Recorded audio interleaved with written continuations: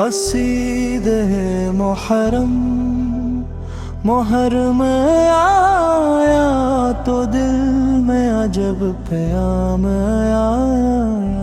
وفا کے گلشنوں میں پھر کربلا کا نام آیا، افق پہ صبر و رضا کی ضیا بکھرنے لگی، اسی گیا دکات سنہرا مقام آیا، نہ تاج چاہ نہ دنیا کی کوئی شان طلب، حق و صداقت کی خاطر جو سر جھکانے نہ، یزیدیت کے اندھیروں میں نور بن کر وہ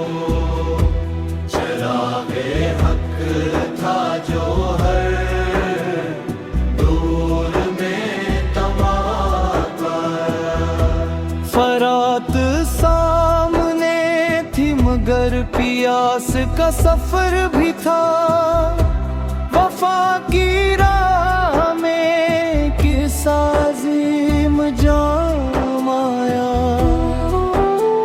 علی کے لال نے سجدے میں سر کٹا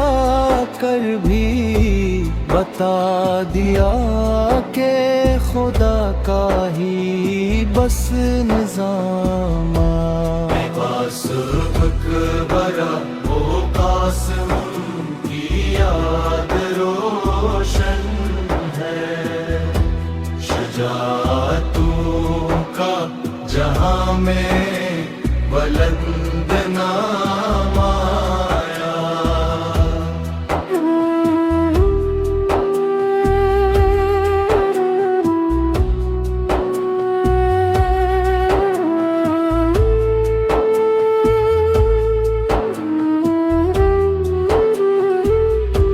غم حسن فقط